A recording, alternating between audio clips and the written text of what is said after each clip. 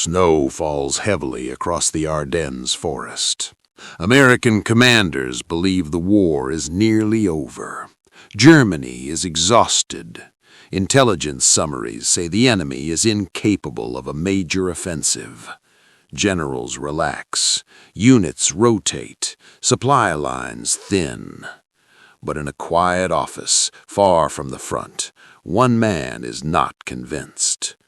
Colonel Oscar W. Koch, intelligence chief of General George S. Patton's Third Army, studies intercepted reports, prisoner interrogations, rail movements, fuel allocations, fragments dismissed by others as meaningless noise.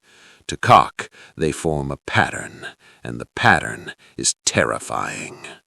What Koch sees is not a defeated enemy, but a coiled one. Within days, the largest German counteroffensive of the war will explode through the Ardennes, trapping tens of thousands of American soldiers. History will remember Patton's dramatic relief of Bastogne, but almost no one remembers the man who saw it coming. This is the true story of Patton's quiet major, the analyst who ignored consensus, challenged optimism, and helped save an entire army. By the end of November 1944, Allied confidence is overwhelming. Paris has been liberated. German forces are retreating on multiple fronts. The prevailing belief among senior Allied commanders is simple. Germany no longer has the strength, fuel, or coordination for a major offensive in the West. This belief shapes everything. Units along the Ardennes sector are under strength. The terrain is considered unsuitable for armored attack. Veteran divisions are sent elsewhere to refit. Green troops are placed in quiet sectors to gain experience. Intelligence summaries emphasize German weakness, not German intent. The Ardennes becomes a place where nothing is expected to happen. Yet buried inside raw intelligence reports, rail traffic moving east to west, sudden radio silence, captured soldiers speaking in new formations, are contradictions. Most analysts dismiss them as desperation measures, scattered movements, no strategic coherence. Colonel Oscar Koch does not. As Patton's G2, Koch is responsible not for predicting what commanders want to hear, but for understanding what the enemy can still do. And what he sees does not align with Allied optimism. Germany, he believes, is preparing something large and very dangerous. Oscar Koch is not a battlefield commander. He does not give speeches. He does not seek recognition. His strength lies elsewhere. In synthesis. Koch has spent months building an intelligence system that values patterns over headlines. Prisoner interrogations, logistics reports, aerial reconnaissance, and weather forecasts are weighed together, not separately. And together they point to one conclusion. German units are being withdrawn from defensive positions and reassembled. Fuel stockpiles are being hidden. Elite formations, including panzer divisions, are disappearing from Allied contact. Most alarming of all, Koch notices the Germans are preparing for operations that depend on poor weather, the very weather forecasted for mid-December. To Koch, this is not coincidence. It is preparation. When Koch circulates his assessments, they are met with polite skepticism. The consensus says Germany cannot attack. Koch's data says Germany must attack or lose the war entirely. He understands what many do not. This would not be a rational offensive. It would be a desperate one. And desperate enemies are the most dangerous of all. What happens next is the most overlooked moment in this story. Colonel Koch does not bypass command. He does not exaggerate. He walks into General George S. Patton's headquarters and presents his findings calmly, directly, and without drama. Patton listens. This is not accidental. As later noted by historians and veterans alike, Patton deliberately selected a staff that was competent, quiet, and unambitious. Men who focused on data, not ego. Koch is exactly that kind of officer. Patton asks questions. Koch answers with evidence, not certainty, but probability. A German offensive is coming. Its axis will run through the Ardennes. Its timing will coincide with poor weather. And if it succeeds, American units will be isolated and overwhelmed. Patton does something extraordinary. He believes him. Quietly, without fanfare, contingency plans are drawn up. Routes are studied. Units are warned. The Third Army begins preparing for a pivot that, on paper, should take weeks.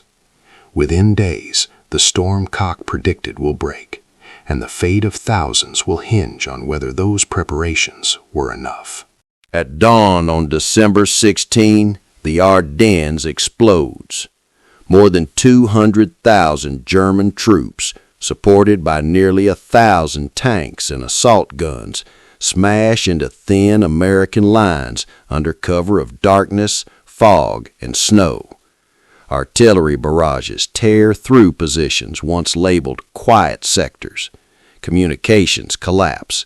Entire companies are overrun before they understand what is happening. For Allied headquarters farther west, the reports sound unbelievable. German armor in force advancing through the Ardennes? Many senior commanders initially assume exaggeration or local counterattacks, but the evidence piles up by the hour. Shattered regiments, missing units, and road networks clogged with refugees and retreating troops. What makes the attack so effective is not surprise alone, it is weather. Heavy clouds ground Allied aircraft. Visibility drops to near zero. German forces move largely unseen, exactly as Oskar Koch had warned. This is not a raid. It is a gamble on a continental scale. Within 48 hours, the German advance has torn a deep bulge into the Allied front, one that threatens to split American armies in two. As German spearheads push westward, Allied command struggles to grasp the scale of the disaster. Field reports contradict one another. Some units fight desperately. Others simply disappear from contact. Roads meant for supply convoys become escape routes for shattered divisions. In several headquarters, the assumption remains that the Germans will soon run out of fuel or momentum. They do not. Instead, armored columns seize key crossroads, cutting off American units before organized withdrawals can occur. One such crossroads is Bastogne, a small Belgian town whose road network controls movement in every direction. By December 18, Bastogne is under threat from multiple German divisions. This is the moment when Oskar Koch's earlier warnings gain new urgency. The attack has not only materialized, it is unfolding precisely along the lines he predicted. For Patton, the question is no longer if intervention is needed. It is whether the Third Army can move fast enough.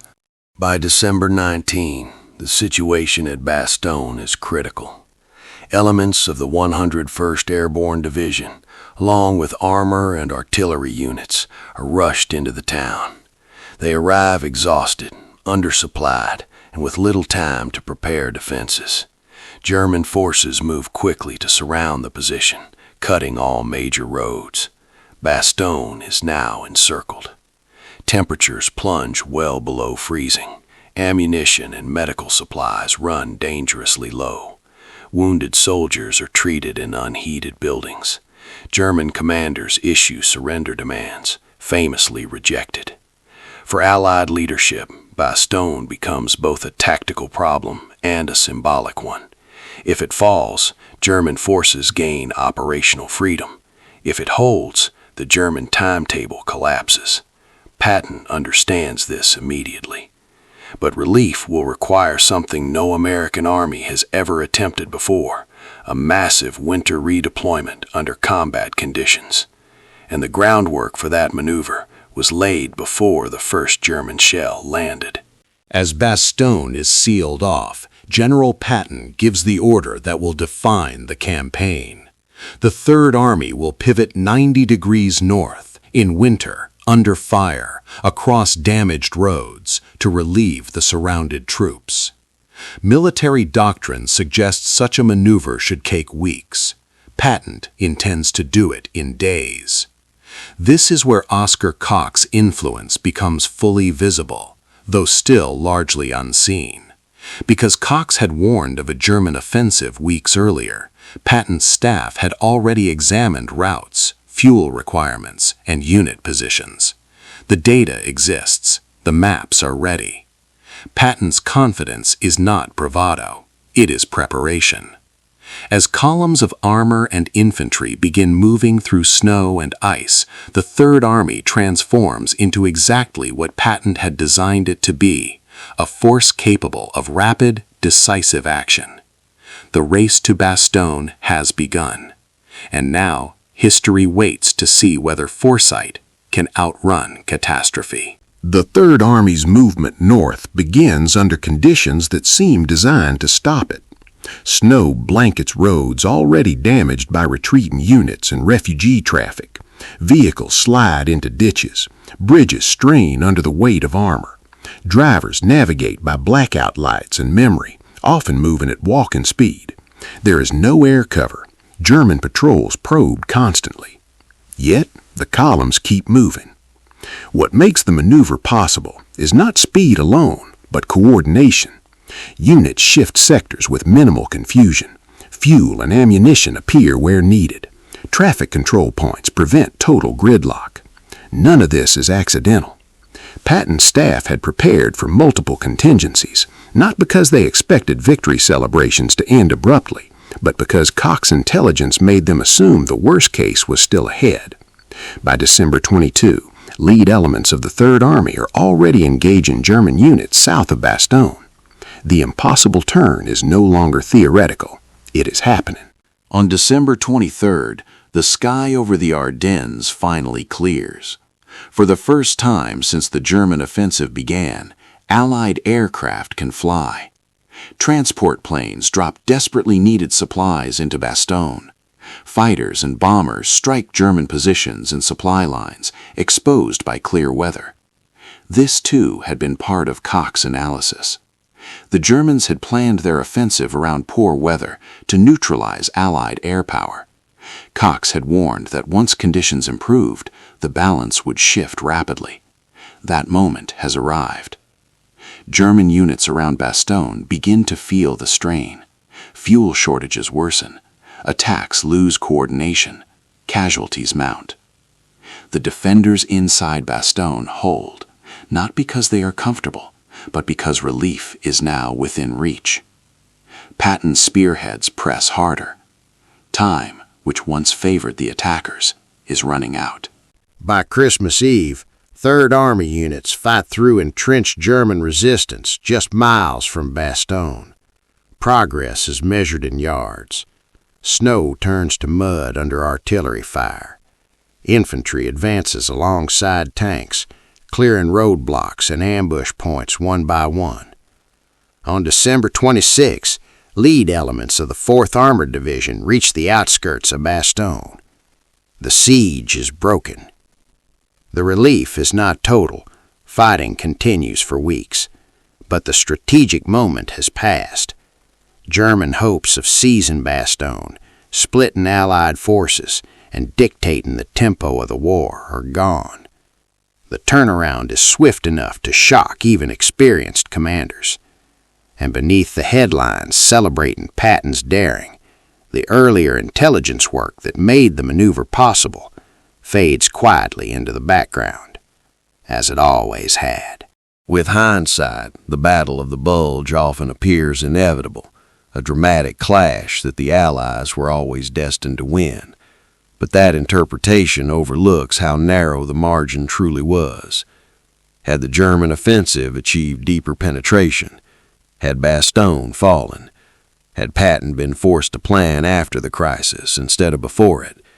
The cost in lives and time would have been far greater. Oscar Koch did not command divisions or lead charges.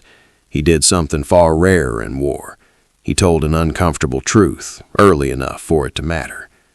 As veterans and historians later observed, this story is not just about one analyst. It is about leadership willing to listen, staffs built on trust rather than ego, and decisions made before disaster becomes obvious. The loudest voices did not save Bastogne. The quiet one did. Once Bastogne is relieved, the German offensive begins to unravel. Fuel shortages cripple armored units stranded far beyond their supply limits. Air superiority, once neutralized by weather, now devastates exposed German columns. American and British forces counterattack from multiple directions, compressing the Bulge inch by inch. By early January 1945, Hitler's gamble has failed. The cost is staggering. Germany loses irreplaceable men, tanks, and aircraft, resources it cannot replace. The Western Front stabilizes, but the strategic initiative is permanently lost. For Allied commanders, the lesson is clear. The Ardennes was not a sign of German strength, but of desperation. Yet for historians, another truth stands out. This catastrophe was not entirely unforeseen. The warning existed, quietly, weeks before the first shot was fired. And that warning came from a man who never sought credit. In the months after the battle, official reports focus on heroism, endurance, and recovery. Intelligence failures are acknowledged, but rarely personalized. Oscar Koch's name appears only sparingly. Why? Part of the answer lies in human nature. Intelligence warnings that contradict consensus are often discounted, especially when they threaten morale. In late 1944, victory felt close. Few wanted to believe Germany still had the capacity to shock the Allies. Another reason is Koch himself. He did not lobby. He did not publicize his role. He saw intelligence as a service, not a platform. His work was done when decisions were made, not when medals were handed out. As one historian later noted, Koch's success made him invisible. When disaster is avoided, the warning that prevented it rarely becomes a headline. One viewer comment from a similar documentary captures an overlooked truth. Patton listening to Koch was not accidental. Patton deliberately built a staff that avoided showmanship. He selected officers who were methodical, disciplined, and willing to challenge assumptions with evidence. Flashy careers were less important than reliability. This approach gave Patton what he valued most, freedom of action. Because he trusted his staff, he could act decisively when moments mattered. Koch's analysis did not clash with Patton's personality. It complemented it. The loud general depended on quiet competence. This is why when Koch spoke, Patton listened, not just once, but consistently. And this system, more than any single personality, allowed the Third Army to pivot faster than doctrine said possible. After the war, Oscar Koch returned to relative obscurity. He did not write memoirs aimed at public acclaim. He did not tour lecture halls retelling his role in the Ardennes. His career ended quietly, much like it had been lived. Popular culture would remember Patton's speeches, his tanks, and his bold maneuvers. Films would portray the general in commanding isolation, with little attention to the analytical engine behind him. Yet buried in serious biographies, including Ladislas Farrago's work that inspired the film Patton, Koch is there, constantly present, constantly working, rarely named. History did not erase him. It simply whispered his name and waited for someone to listen. In later years, the Battle of the Bulge is often framed as an intelligence failure. In one sense, that is true. The scale of the German offensive shocked Allied command. But the deeper failure was not lack of information. It was lack of belief. Signals existed, prisoner interrogations, rail traffic, unit withdrawals, and weather forecasts all pointed toward German intent. What failed was the human filter that decided which data mattered. Oscar Koch's analysis did not fail. It was simply inconvenient. This distinction matters. Wars are not lost because intelligence officers lack facts. They are lost when decision-makers dismiss uncomfortable conclusions. In the Ardennes, catastrophe was avoided not because intelligence suddenly improved, but because one commander chose to trust it early enough to act. Even with preparation, the Battle of the Bulge remains the bloodiest battle fought by the United States Army in World War II. Over 80,000 American casualties, killed, wounded, or missing, are recorded. German losses are even higher. Entire towns are destroyed. Thousands of civilians are displaced in the depths of winter. For survivors, the trauma does not end with the fighting. As reflected in veteran accounts, like those shared by families decades later, many who lived through the Ardennes were permanently changed. Some found solace in writing, others in silence. Few ever fully escaped the memory. Oscar Koch understood this cost. His goal was never victory headlines, only mitigation. To reduce the scale of disaster, even if disaster could not be avoided entirely. History often celebrates triumph. It rarely pauses to acknowledge the suffering that was merely lessened. Popular retellings of the Battle of the Bulge often focus on bold personalities and dramatic reversals. These elements are compelling, but incomplete. They compress complex systems into single moments. What is usually missing is the quiet process. Weeks of analysis, data correlation, and planning done far from the front lines. Without that process, decisive moments collapse into chaos. Oscar Koch represents this hidden layer of warfare. He is not unique, but he is rare in visibility. His story reminds us that modern war is not only fought by those who fire weapons, but by those who understand patterns before they become crises. This is not an argument against courage. It is an argument for preparation. The story of Oscar Koch does not end in the Ardennes. In every era, organizations face the same dilemma, whether to reward consensus or confront uncomfortable evidence. The temptation to dismiss warnings that disrupt optimism has not faded with time. Military academies still study the Ardennes, not only for tactics, but for decision-making under uncertainty. Koch's example illustrates a principle that remains relevant. Intelligence is only as valuable as leadership's willingness to hear it. This lesson applies beyond warfare. History does not repeat because facts disappear. It repeats because warnings are ignored. Oscar Koch was never promoted to fame. He did not seek it. He did not need it. His success lay in something harder to measure. Decisions made early enough to save lives, even if no one noticed at the time. The Battle of the Bulge is remembered for its noise. Artillery, engines, shouted orders in frozen forests. But beneath all of it ran a quieter current: analysis, trust, and restraint. When Patton turned his army north, history saw boldness. What it rarely sees is the quiet major who made boldness possible. In serious military histories, Oscar Koch's contribution is no longer disputed, only under-recognized. Historians examining Third Army records note that Patton's rapid pivot in December 1944 was not improvised brilliance alone. It rested on prior intelligence estimates, route studies, and contingency planning prepared before the German attack began. Ladislas Farrago, whose biography later inspired the film Patton, places Koch consistently at Patton's side, shaping decisions without spectacle. U.S. Army historical analyses quietly confirm that Koch's warnings were among the earliest accurate assessments of German intent.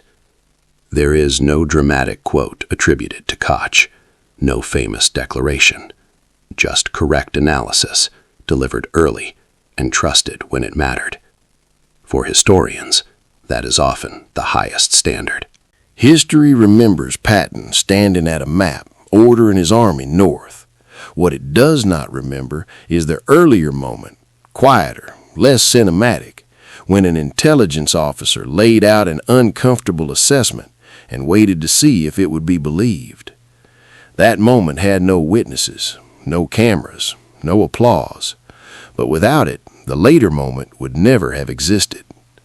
This is how most history actually turns, not in thunder, but in trust. One of the most overlooked lessons of the Ardennes is not about tanks, terrain, or weather. It is about listening. Patton is often remembered as impulsive, aggressive, domineering, but those who served closest to him knew a different truth. He listened carefully to people he trusted, and he trusted people who earned it quietly. Koch did not persuade Patton with charisma. He persuaded him with consistency.